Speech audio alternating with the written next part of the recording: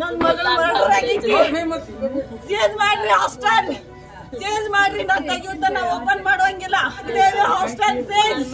My daughter is murder. First PUC Seema Rathod, Mattappa Rathod at Sunag LT1. Enquiry immediately. Seize it. Vagdevi hostel and college seize it. ವೀಕ್ಷಕ ಪ್ರಭುಗಳಿಗೆ ನಮಸ್ಕಾರ, ಹೇಗಿದ್ದೀರಿ ಎಲ್ಲರೂ? ವೀಕ್ಷಕ ಪ್ರಭುಗಳೇ, ಈ ಗೋಘರಿಗಿವ ತಾಯಿಯನ್ನು ಒಂದು ಕ್ಷಣ ನೋಡಿ, ಎಂಥವ್ರಿಗೂ ಸಹ ಕರಳು ಕಿತ್ತು ಬರುತ್ತೆ. ಯಾಕೆಂದರೆ ಈ ತಾಯಿಯ ಮಗಳು ಸೀಮಾ ಅಂತ ಹೇಳಿ, ಸೀಮಾ ನೇಳಿಗೆ ಶರಣಾಗಿದ್ದಾಳೆ ಅನ್ನುವಂತಹ ಮಾತುಗಳು ಈಗ ವ್ಯಕ್ತವಾಗ್ತವೆ. ಆದರೆ ತಾಯಿ ಹೇಳೋದೇ ಬೇರೆ. ನನ್ನ ಮಗಳು ಕೊಲೆ ಆಗಿರಬಹುದು ಅನ್ನುವಂತಹ ಒಂದು ಶಂಕೆಯನ್ನು ಈಗ ಈ ತಾಯಿ ವ್ಯಕ್ತಪಡಿಸ್ತಾ ಇದ್ದಾರೆ. ಹಾಗಾದರೆ ಏನಾಗಿದೆ, ಏನು ಘಟನೆ ಇದು ಅನ್ನೋದನ್ನು ಸಂಕ್ಷಿಪ್ತವಾಗಿ ನೋಡಿಬಿಡೋಣ. ಖಾಸಗಿ PGಯಲ್ಲಿ ಬಾಗಲಕೋಟೆಯ ವಾಗ್ದೇವಿ PU ಕಾಲೇಜ್ ಪ್ರಥಮ ವರ್ಷದ ಸೈನ್ಸ್ ವಿದ್ಯಾರ್ಥಿನಿ ಅನುಮಾನಾಸ್ಪದವಾಗಿ ಸಾವನ್ನಪ್ಪಿದ್ದಾಳೆ. ಬಾಗಲಕೋಟೆಯ ವಿದ್ಯಾಗಿರಿಯಲ್ಲಿ ನಿನ್ನೆ ಸಂಜೆ ನಡೆದ ಘಟನೆ ಇದು. ನೇಣು ಹಾಕಿಕೊಂಡು ಸ್ಥಿತಿಯಲ್ಲಿ ಕಂಡಂತಹ ಬಾಗಲಕೋಟೆ PGಯ ಬೀಳ್ಗಿ ತಾಲೂಕಿನ ಸುನುಗ ತಾಂಡಾದ ಸೀಮಾ ರಾಠೋಡ್ ಅನ್ನುವಂಥವ್ರು. ಇವರಿಗೆ 17 ವರ್ಷ ವಯಸ್ಸಾಗಿರುತ್ತೆ. ಸೊ ಅಷ್ಟಕ್ಕೂ ಈ ಘಟನೆಯ ಹಿನ್ನೆಲೆಯನ್ನು ಒಂದು ಸ್ವಲ್ಪ ನೋಡೋದಾದರೆ, ವಿದ್ಯಾರ್ಥಿನಿಯನ್ನು ಜಾತ್ರೆಗೆಂದು ಮನೆಗೆ ಕರೆದುಕೊಂಡು ಹೋಗಿರ್ತಾರೆ ಪೋಷಕರು. ಜಾತ್ರೆ ಮುಗಿಸಿ ಮತ್ತೆ PGಗೆ ಸೀಮಾ ಎನ್ನುವ ವಿದ್ಯಾರ್ಥಿನಿಯ ಚಿಕ್ಕಪ್ಪ ಬಿಡ್ತಾರೆ. ಇನ್ನು 17ನೇ ವಿದ್ಯಾಗಿರಿಯ ಕ್ರಾಸ್ ಏನಿರುತ್ತೆ, ಸೊ ಆ ಕ್ರಾಸ್ನಲ್ಲಿ ಇರುವಂತಹ PGಗೆ ಈ ಒಂದು ವಿದ್ಯಾರ್ಥಿನಿಯನ್ನು ತಂದು ಬಿಟ್ಟಿರ್ತಾರೆ. ಆದರೆ ಅಲ್ಲಿ ವಿದ್ಯಾರ್ಥಿನಿಗಳು ಇರೋದಿಲ್ಲ ಅನ್ನುವಂತಹ ಒಂದು ವಿಚಾರ ಗೊತ್ತಾಗುತ್ತೆ. ಅಂದರೆ ಅವರೆಲ್ಲ ಊರಿಗೆ ಹೋಗಿರ್ತಾರೆ. ಸೊ ಅದರಿಂದ 13ನೇ ಕ್ರಾಸಲ್ಲಿರುವಂತಹ ಇನ್ನೊಂದು PGಗೆ ಆ ಒಂದು ವಿದ್ಯಾರ್ಥಿನಿಯನ್ನು ತಂದು ಬಿಡ್ತಾರೆ. ಇದರಿಂದ ವಿದ್ಯಾರ್ಥಿನಿ ಮನೆಗೆ ಬರ್ತೀನಿ ಅಂತ ಹೇಳಿ ತನ್ನ ತಾಯಿಗೆ ಒಂದು ಫೋನ್ ಮಾಡ್ತಾರೆ.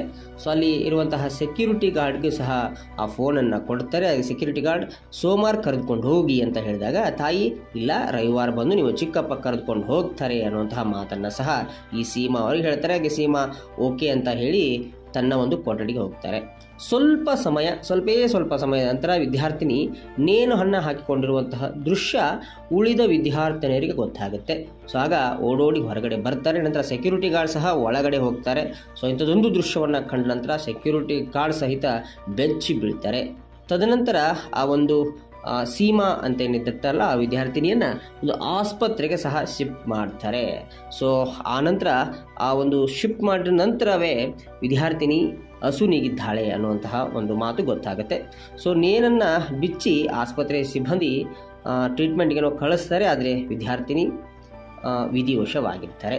ಈ ಸುದ್ದಿ ಪೋಷಕರಿಗೆ ತಿಳಿದಿದ್ದಂತೆ ಮಗಳ ಸಾವಿನ ಬಗ್ಗೆ ಒಂದಿಷ್ಟು ಅನುಮಾನವನ್ನು ವ್ಯಕ್ತಪಡಿಸ್ತಾರೆ ಮತ್ತು PG ಸಿಬ್ಬಂದಿಯ ವಿರುದ್ಧ ಆಕ್ರೋಶವನ್ನು ಹೊರಹಾಕ್ತಾರೆ. ಸೊ ಸಹಜ ಬಿಡಿ, ಯಾಕೆಂತಂದರೆ ಒಬ್ಬ ಹರೆಯದ ಮಗಳು ಈ ರೀತಿ ಸಾವನ್ನಪ್ಪಿದ್ರೆ ಯಾರಿಗೆ ತಾನೇ ಒಂದಿಷ್ಟು ಆಕ್ರೋಶ ಬರೋದಿಲ್ಲ ಹೇಳಿ. ಇನ್ನು ಮರಣೋತ್ತರ ಪರೀಕ್ಷೆಗೂ ಸಹ ವಿದ್ಯಾರ್ಥಿನಿಯ ಮೃತದೇಹವನ್ನು ತೆಗೆದುಕೊಂಡು ಹೋಗಲಾಗುತ್ತೆ. ಶವಾಗಾರದ ಮುಂದೆ ಸೀಮಾ ಕುಟುಂಬಸ್ಥರು ಕಣ್ಣೀರು ಹಾಕುವಂತಹ ದೃಶ್ಯ ಮನ ಕಲಕುತ್ತೆ ಅಂತಲೇ ಹೇಳ್ಬೋದು. ಇನ್ನು ಪೋಷಕರು ಹೇಳೋದು ಏನು ಅಂತಂದರೆ, ನಾನು ಆಗಲೇ ಹೇಳಿದ ಹಾಗೆ ವಿದ್ಯಾರ್ಥಿನಿಗೆ ಫೀಲ್ಡ್ಸ್ ಬಂದಿದೆ ಅಂತ ಹೇಳಿ ಈ ಸೆಕ್ಯೂರಿಟಿ ಗಾರ್ಡ್ಸ್ಗಳಾಗಿರ್ಬೋದು ಅಥವಾ ಈ PGಯ ಒಂದಿಷ್ಟು ಅಧಿಕಾರಿಗಳಾಗಿರ್ಬೋದು ಅಥವಾ ಸಿಬ್ಬಂದಿ ಹೇಳಿರ್ತಾರಂತೆ. ನಂತರ ನೇಣು ಹಾಕ್ಕೊಂಡಿದ್ದಾಳೆ ಅಂತಾರಂತೆ.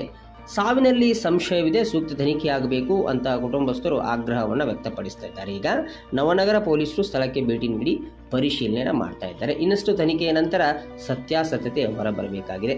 ಸೊ ವೀಕ್ಷಕ ಪ್ರಭುಗಳೇ, ನಿಮಗೆ ಏನನ್ಸುತ್ತೆ ಈ ಒಂದು ಸಾವಿನ ಬಗ್ಗೆ ಅನ್ನೋದನ್ನು ಕಮೆಂಟ್ ಸೆಕ್ಷನಲ್ಲಿ ಒಂದು ಕಮೆಂಟನ್ನು ಹಾಕಿ.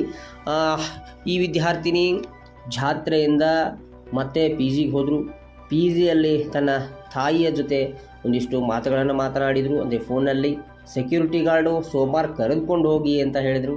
ತದನಂತರ ವಿದ್ಯಾರ್ಥಿನಿ ನೇಣನ್ನು ಹಾಕ್ಕೊಂಡ್ರು ಅಂತ ಹೇಳಿ ಈಗ ಅಲ್ಲಿನ ಮೂಲಗಳು ತಿಳಿಸ್ತಾ ಇವೆ. ಆದರೆ ಪೋಷಕರು ಒಂದಿಷ್ಟು ಅನುಮಾನವನ್ನು ವ್ಯಕ್ತಪಡಿಸ್ತಾ ಇದ್ದಾರೆ.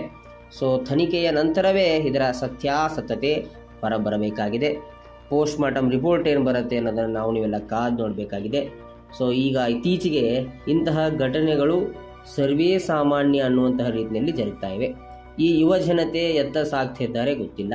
ಸಣ್ಣ ವಿಷಯಕ್ಕೆ ಈ ಆತ್ಮಹತ್ಯೆ ಅಂತಹ ನಿರ್ಧಾರಕ್ಕೆ ಒಳಗಾಗ್ತಾ ಇದ್ದಾರೆ. ಸೊ ಮಾನಸಿಕ ಸ್ಥಿಮಿತತೆಯನ್ನು ಕಳೆದುಕೊಳ್ತಾ ಇದ್ದಾರಾ, ಈ ಒಂದು ಟೆಕ್ನಾಲಜಿ ಯುಗ ಅಥವಾ AI ಯುಗ ಅಂತ ಏನು ಕರಿತೀವಿ ನಾವು, ಈ ಯುಗದಲ್ಲಿ ಈ ರೀತಿ ಘಟನೆಗಳು ಆಗ್ತಾ ಇರುವಂಥದ್ದು ವಿಪರ್ಯಾಸ ಅಂತಲೇ ಹೇಳ್ಬೋದು. ಸೊ ವೀಕ್ಷಕ ಪ್ರಭುಗಳೇ, ನಿಮಗೆ ಅನಿಸುತ್ತೆ ಕಮೆಂಟ್ ಸೆಕ್ಷನಲ್ಲಿ ಕಮೆಂಟ್ ಮಾಡಿ, ಮೆನ್ಷನ್ ಮಾಡಿ ಅಂತ ಹೇಳ್ತಾ ಮತ್ತೊಂದು ರೋಚಕವಾಗಿರುವಂತಹ ಸ್ಟೋರಿಯೊಂದಿಗೆ ಮತ್ತೆ ಬರ್ತೀನಿ. ಎಲ್ಲರಿಗೂ ನಮಸ್ಕಾರ. ವಂದೇ ಮಾತರಂ.